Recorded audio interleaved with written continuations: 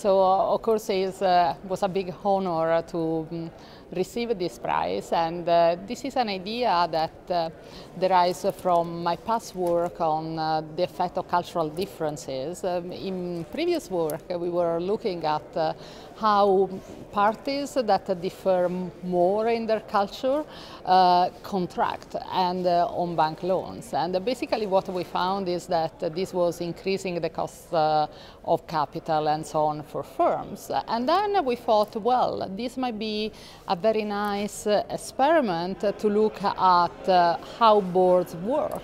People that have different backgrounds might have a different way of communicating, they have different values, different priorities, and this may affect decision making into the board.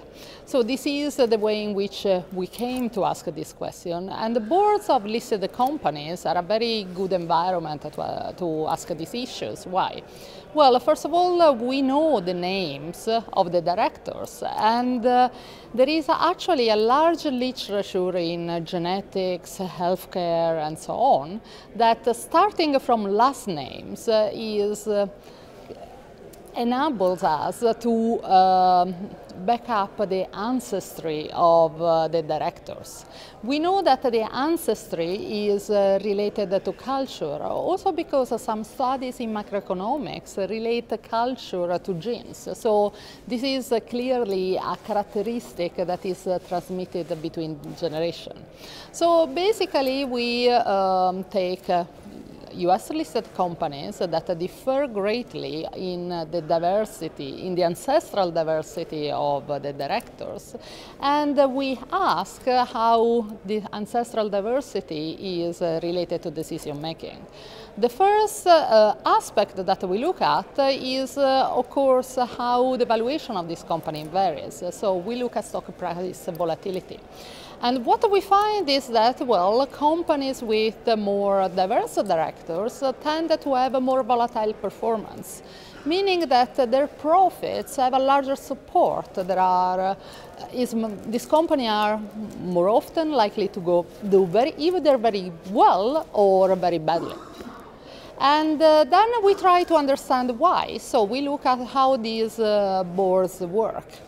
And what we find, for instance, is that these boards are less stable. There is much more turnover in the directors, and this is unrelated to performance, so might be more likely to be due to internal friction. And another piece of evidence that we observe that is suggestive of internal friction is that, well, these boards have more meetings, and of course we try to control as well as we can for the kind of decisions that the board have to take.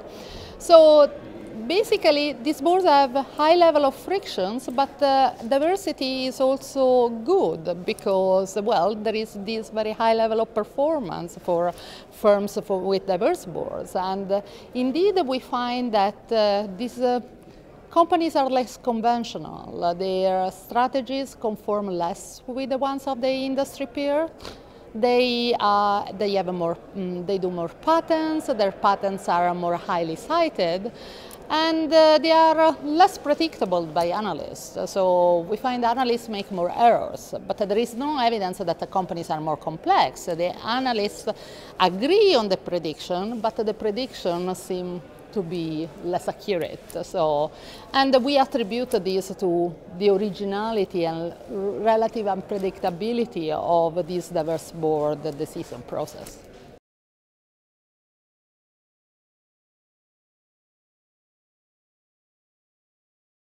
Of course, that is a noisy proxy, but what comforts us is that this noisy proxy has been used with success in other sciences. And also what sociological literature highlights is that, well, until 30, 40 years ago, most of the marriages were within ethnicities. So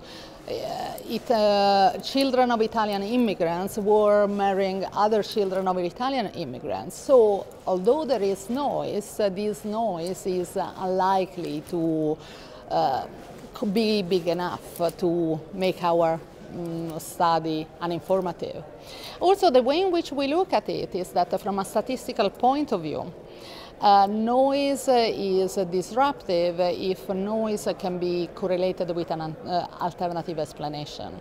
In our case, I would say that noise is just pure noise in the sense that these fathers might have married indeed women from different ancestries, but in a way that is unlikely to be very systematic, in the sense that, and this is unlikely to drive our finding.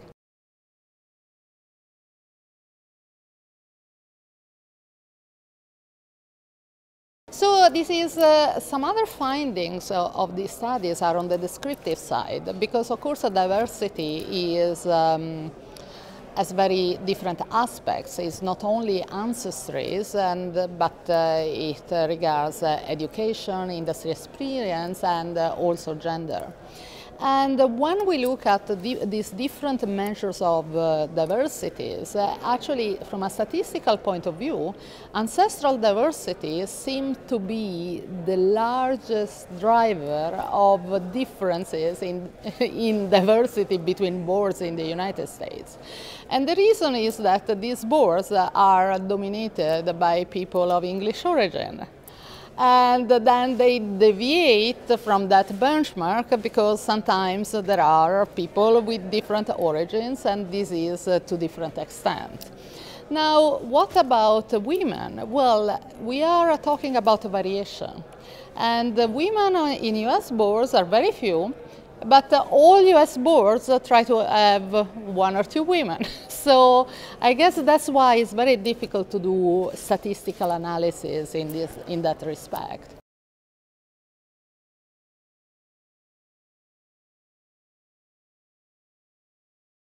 We don't have much to say about the gender, but for a moment, let me speculate that, well, ancestral diversity and gender diversity are similarly related to preferences, objective, and so on.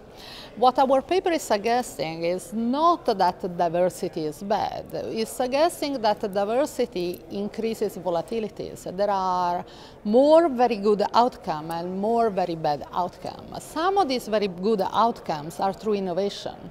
So actually, diversity might have some externalities for macroeconomic performance.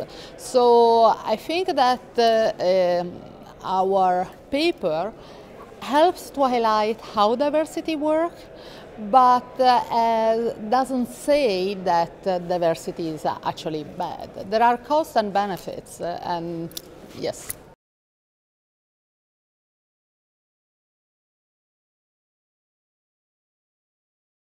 Firms with diverse boards indeed have more meetings, and there is also more board turnover. So this is the aspects from which we infer that there are more friction in the decision. So.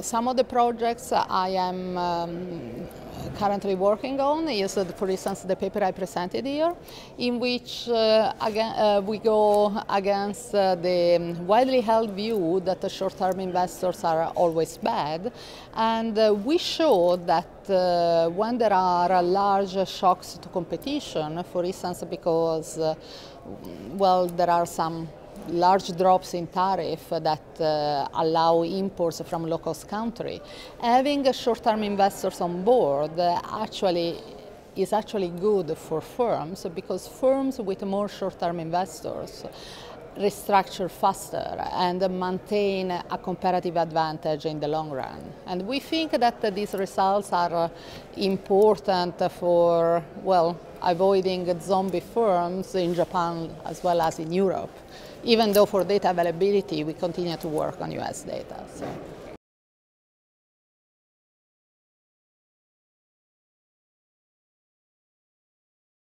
So Ron Gilson thinks more that short-termism is related to some life cycle of the firm, while in our view is the state of the world, how an industry or an economy are doing that matters. So there are states of the world in which, for instance, well, Europe opens up to China, in which there are going to be lots of import from that are from a local country and that require a company to change their comparative advantage.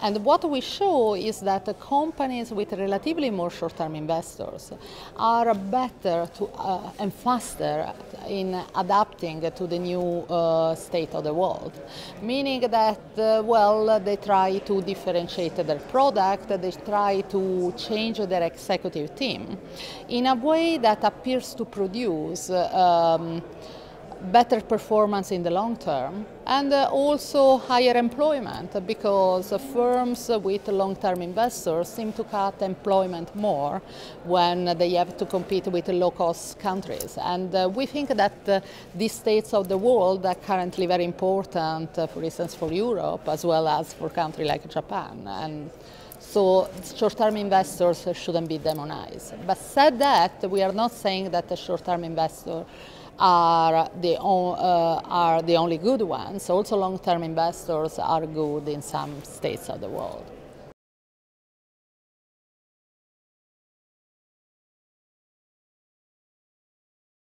Well, it's a lot of years that I've been affiliated with ECGI, and I really like what ECGI is doing for corporate governance worldwide, because